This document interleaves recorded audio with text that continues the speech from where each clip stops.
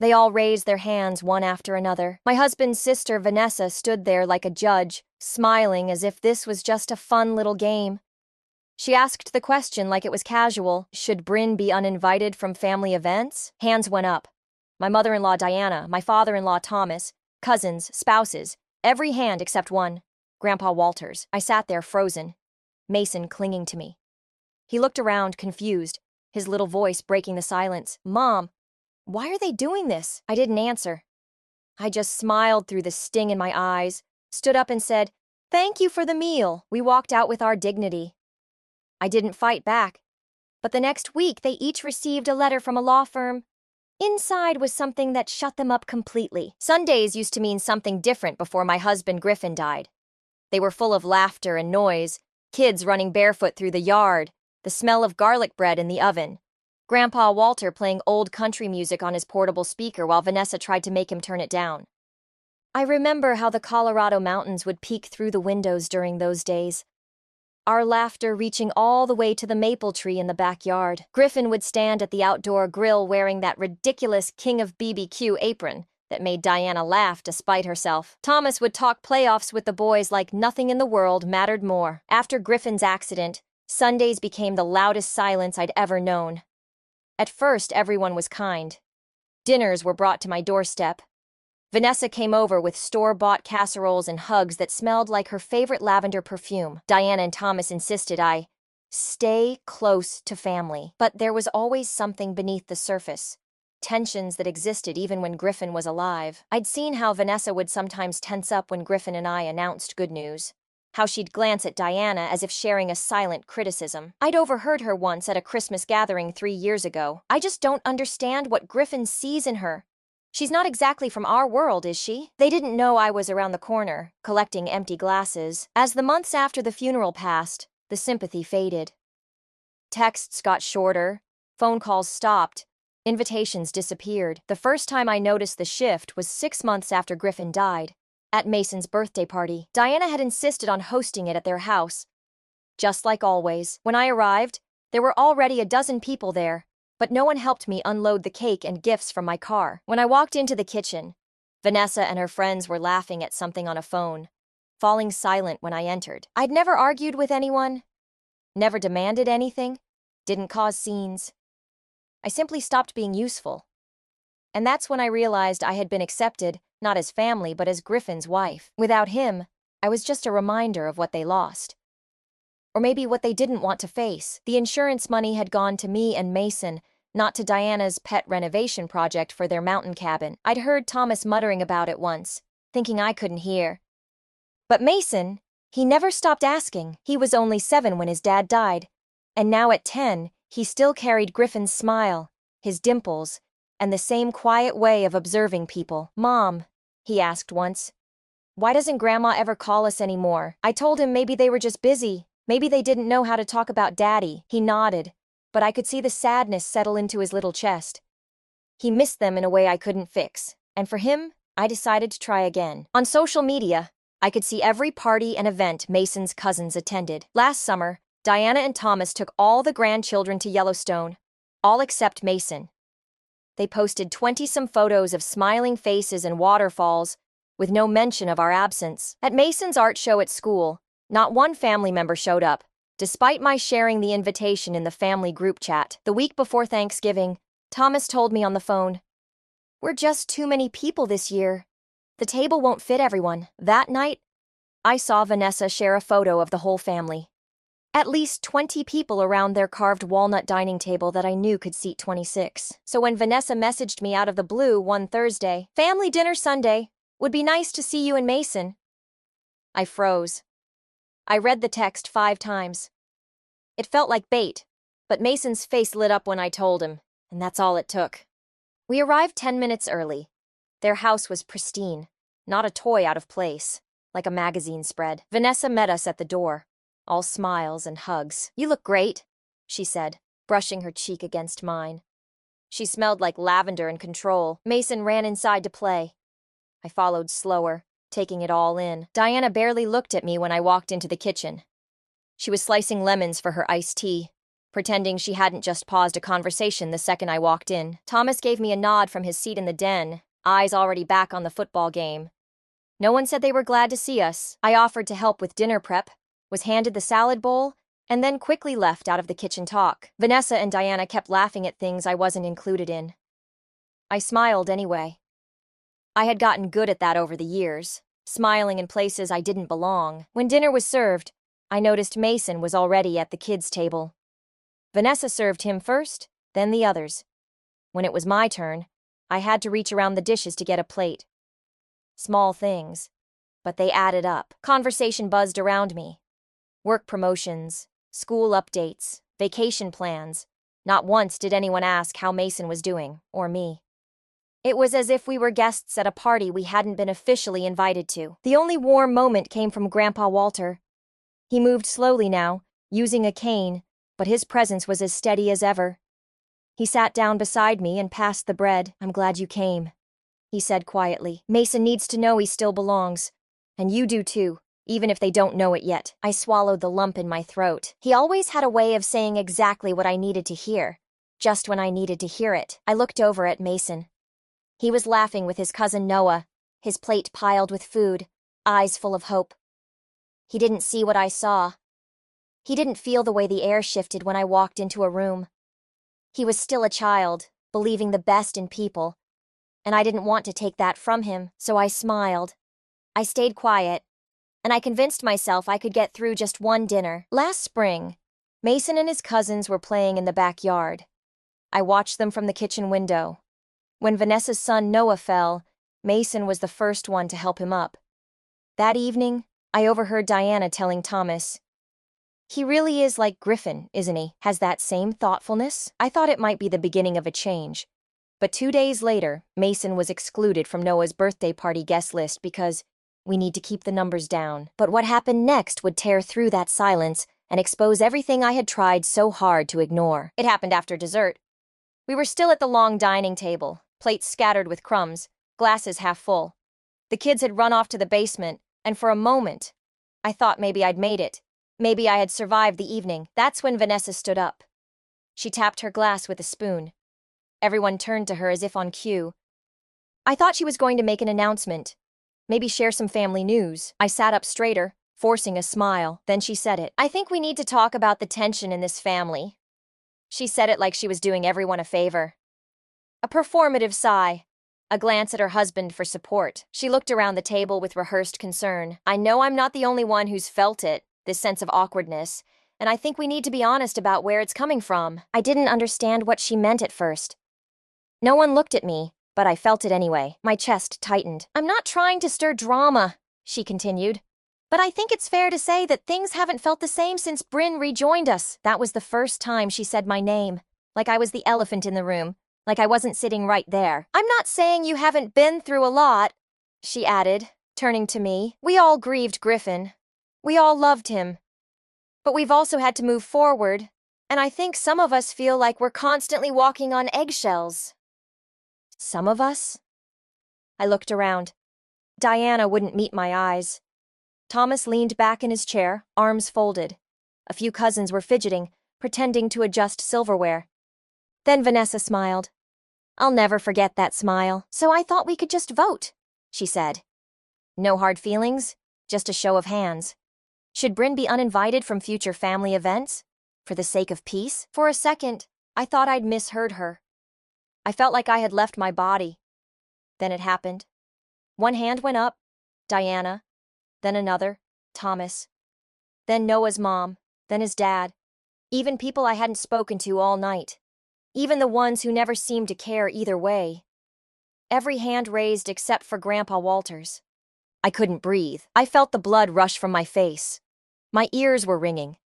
Then I felt a tug on my sleeve. Mason. He had come back up from the basement, probably to ask for a second slice of cake. Instead, he'd walked into this. He looked around, confused, then looked at me. "Mom," he said softly, "why are they doing this?" That broke me. Not because I didn't have an answer, but because I did. I just couldn't say it in front of him. I forced a smile. My lips trembled. I reached out, took his hand, and stood up. "Thank you for dinner." I said to the table. My voice was quiet but steady. We should be going. No one stopped me. Not one person said a word as we walked out. Grandpa Walter rose from his seat and gently touched my shoulder. You don't deserve this, he whispered. I nodded once and kept walking. I held Mason's hand tightly the entire way to the car. That evening in the car, Mason leaned against me, his hair smelling of mint shampoo and outdoor running.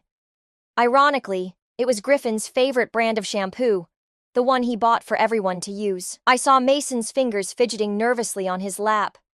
He'd already started biting his nails, his anxious habit. They don't like us anymore?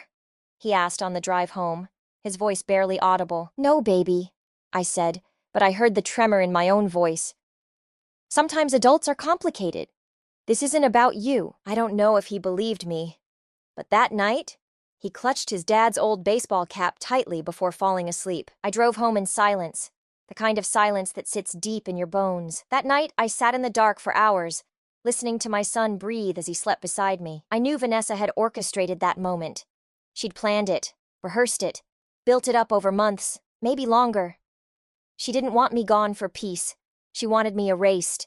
And this vote, it was her performance, her little show of power, and I let her have it. But what she didn't know, what none of them knew, was that I wasn't going to stay quiet forever. At 6 a.m. the next morning, I lay in bed, Mason still sleeping soundly, his hand still gripping my sleeve like he was afraid I'd disappear. I thought about his question. Mom, why are they doing this? I didn't know how to answer because the truth was too cruel. They did it because they could, because I let them. Since Griffin died, I'd been making myself smaller, quieter, less visible. For the sake of peace, I'd swallowed my pride, convinced myself that silence was the noble thing, that being quiet was better than being the problem. But that vote wasn't just cruel. It was strategic. It was meant to humiliate me in front of everyone. It was meant to show Mason that his mother didn't belong in the family she once helped hold together, and that I couldn't allow. I carefully slipped out of bed, trying not to wake Mason. I made tea but didn't drink it. Instead, I opened my laptop and pulled up a folder I hadn't touched in years. Old text messages, voice memos, photos. I browsed through conversations I'd saved out of habit, messages from Vanessa that had once felt passive-aggressive but now felt intentional. One caught my eye. You don't have to come to Mason's recital. It might be awkward for everyone. Another. Diana says it's probably better if you just drop him off at the party. It'll be easier for the other kids. I hadn't realized how long the distancing had been happening until I saw it laid out like this. Message after message erasing me. One polite suggestion at a time. I found the Thanksgiving invitation rejection conversation, followed immediately by Vanessa's shared photo, time-stamped less than 3 hours apart, showing Thomas carving a turkey for a cousin at the exact table I was told had no room. At Vanessa's daughter's birthday party last year, no one saved seats for us. Mason and I stood in the corner holding paper plates, not knowing where to sit. Diana walked past us, only saying, "Oh, you two can find a spot in the kitchen," like we were the caterers, not family. That's when I remembered Mason's smartwatch, the one I'd bought him during a regional sale. I'd set it up to record his voice notes for school projects, not realizing its microphone was quite sensitive. He'd been wearing it at dinner, as he always did. I found the device, checked its storage, and discovered it had captured nearly everything from that night. Vanessa proposing the vote, the awkward silence, and her exact words when she thought I couldn't hear. She's too weak to fight back anyway. I sat back, stunned by the recording's clarity. I knew she'd said those words. I just hadn't known they'd been preserved. I spent the next 3 days researching family law, reading through forums about emotional harassment and family exclusion. I consulted with 2 different lawyer friends who specialized in other areas, asking their advice without mentioning names. Both said the same thing. Document everything, so that's what I did. I created a detailed timeline of incidents, noting dates, who was present, and what was said. I organized screenshots of text messages and social media posts, showing the pattern of exclusion.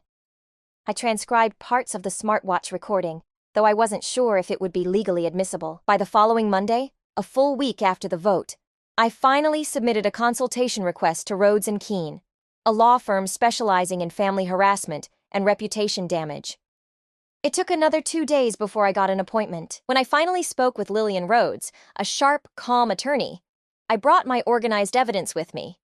She didn't blink twice when I told her what happened. "I don't think they expect you to push back," she said, reviewing the materials. "They don't," I replied, "but I'm not doing this for me.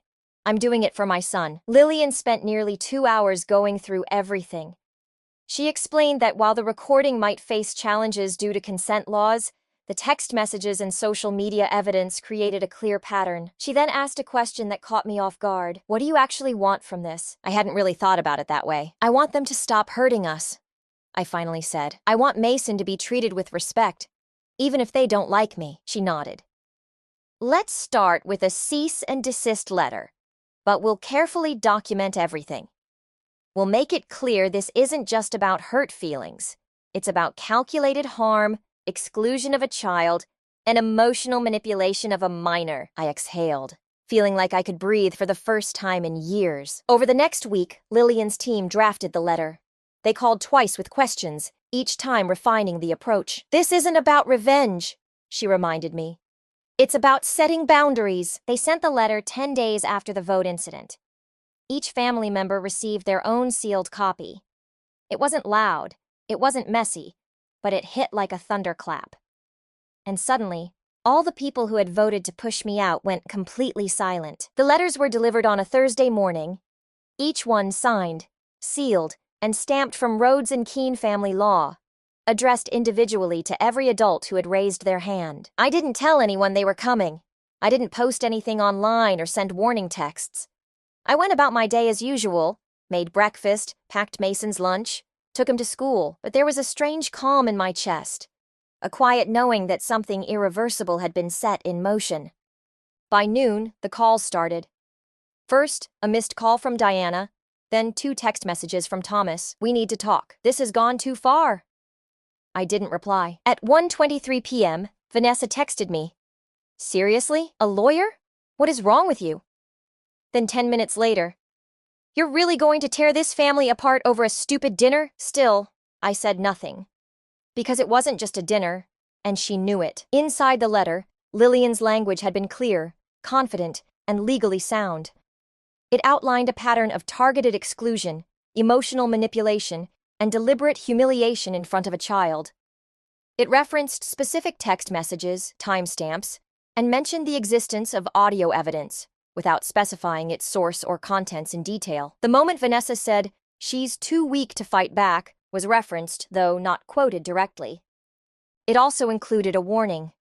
If any further attempts were made to isolate me or create a hostile emotional environment for Mason, the next steps would include a formal complaint with Child Protective Services and a legal motion to limit unsupervised access to him. The part that hit the hardest, the letter's closing paragraph. "This firm represents a mother who has chosen silence in the past for the sake of family harmony.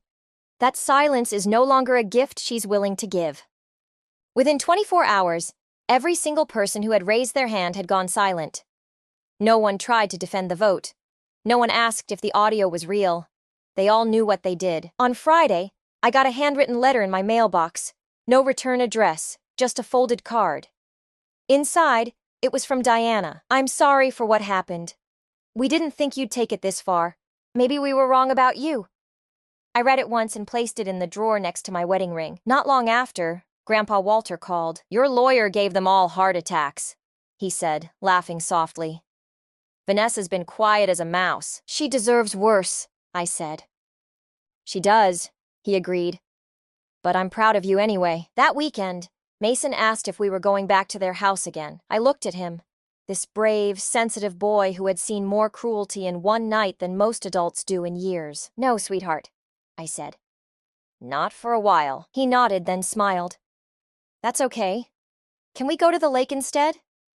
"Yes," I said. "The lake sounds perfect. It's been 3 months since the letter went out. No one's tried to organize another vote. No one's invited us back. And no one's apologized, at least not in person. The silence hasn't just continued. It's grown louder. And yet, for the first time in years, I feel free. I don't wake up dreading texts or wondering what I did wrong. I don't mentally prepare for another cold shoulder or backhanded comment disguised as, Just being honest. I don't have to walk into a room and shrink anymore. Most importantly, Mason is okay. Better than okay. He doesn't ask about the cousins anymore. He stopped checking the mailbox for birthday cards that never came. He's starting to do better in science class. His teacher told me at conferences. He seems more confident lately. I didn't know how to explain, so I just nodded. We've built new traditions now. One's not based on keeping peace with people who tried to erase us, but on creating joy with those who genuinely care. Every Sunday morning we get donuts and walk the lake trail behind our apartment. Mason brings his sketchbook, I bring coffee, and we sit on the bench where Griffin used to take him as a toddler. We talk about school, cartoons, space, whatever he wants. There's no tension, no pretending, just peace.